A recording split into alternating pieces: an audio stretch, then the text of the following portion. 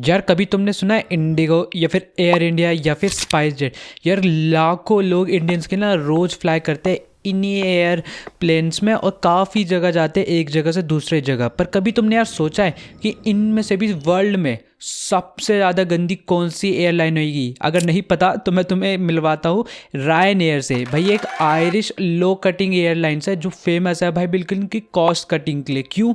मैं बताता हूँ क्यों और तुम भी शॉक हो जाओगे। भाई रायन एयर है ना, वो लेबल हो चुकी है दुनिया की सबसे गंदी एयरलाइंस। क्यों इन्होंने रेपुटेशन अर्न क्यों की?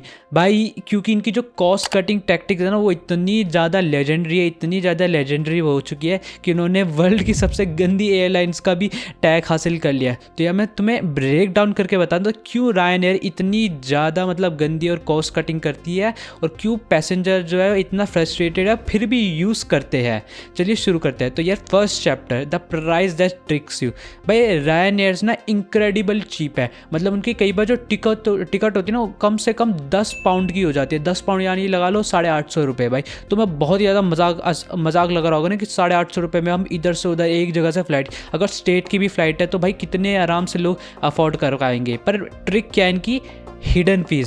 भाई बहुत ही ज़्यादा इनकी हिडन फीस हो रही है। क्यों? अगर तुम्हें सीट चूज़ करनी है तो एक्स्ट्रा देना पड़ेगा। मतलब रायन एयर जो है ना ऑटोमेटिकली सीट देती है, मतलब तुम चूज़ नहीं कर सकते। अगर तुम्हें खुद से चूज़ करनी है तो तुम्हें एक्स्ट्रा पे करने पड़ेंगे।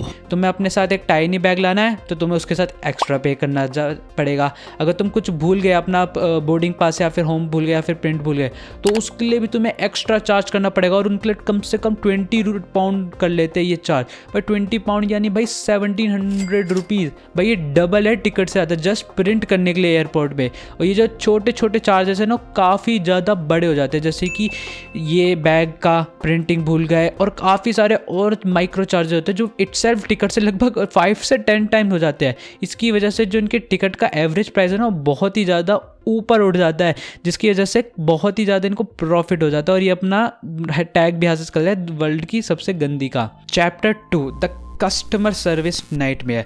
जो रायन एयर की है ना वो काफ़ी ज़्यादा क्रिटिसिज्म फेस करती है क्योंकि इतनी ज़्यादा इनकी पुअर कस्टमर सर्विस है ना। जो पैसेंजर है उन्हें इतना ज़्यादा रिपोर्ट करते हैं ना, इतना ज़्यादा रिपोर्ट करते हैं कि उनके जो स्टाफ है इतना रूड है और रिफ्यूज़ कर देते हैं बिल्कुल हेल्प करने से। क्यों? क्योंकि भाई इनकी स्ट्रिक्ट पॉलिसी इतनी है कि उनको कोई भी रूम नहीं देंगे फ्लेक्सिबिलिटी के लिए। रिफंड की रिक्वेस्ट करोगे भाई तुम्हें वीक्स ले लेता है और कई बार तो मंथ्स ले लेता है तुम्हें एक रिफंड प्रोसेस करने में। यार इनफैक्ट 2019 के सर्वे में हुआ था, एक मैगजीन ने पूछा सबसे ज़्यादा दुनिया में सबसे ज़्यादा तुम्हें गंदी एयरलाइन कौन सी लगती है, और जो रायन एयर थी ना वो रैंक करी थी अमंग टॉप 100 मेजर कंपनी में। यार मतलब टॉप 100 में आ गई थी वो सबसे ज़्यादा वर्स्ट एयरलाइन में से। भाई मतलब अनबिलीवेबल है। चैप्टर 3, जो इनकी कॉस्ट कटिंग टैक्टिक्स है ना वो भाई बहुत ही ज़्यादा गंदी है, मतलब बहुत ही ज़्यादा।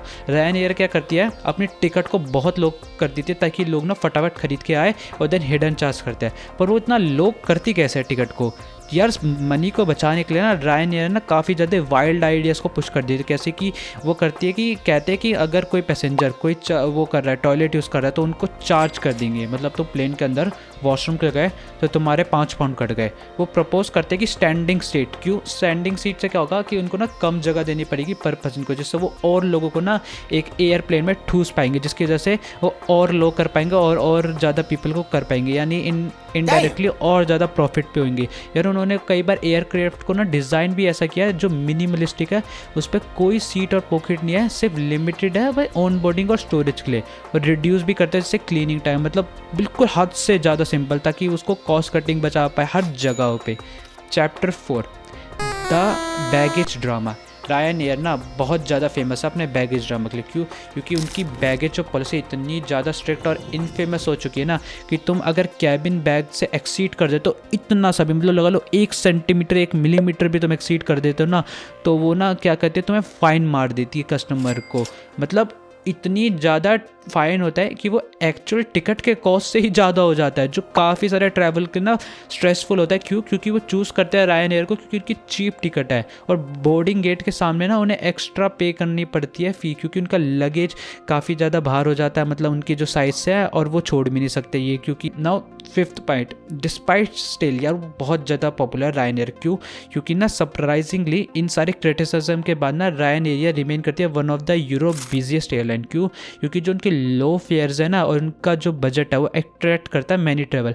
अगर तुम इन सबको सह सकते हो, अपने साथ कोई बैग ही नहीं, और जब तुम्हें सिर्फ जाना है और तुम्हें सिर्फ पहुंचना है ए पॉइंट से बी पॉइंट पे, तो रायन एरिया सबसे ज़्यादा काम करती है। क्यों? क्योंकि वो हंड्रेड्स ऑफ रूट को जाती है और उनके जो एयरलाइंस है ना अवॉइड करती है काफ़ी सारे। मतलब वो चीप है और ईवल भी एक तरीके से, पर बहुत फेमस भी है क्योंकि काफ़ी सारे लोग इस दुनिया में गरीब है अनफॉर्चुनेटली, और वो पे नहीं कर सकते महंगी चीज़ें।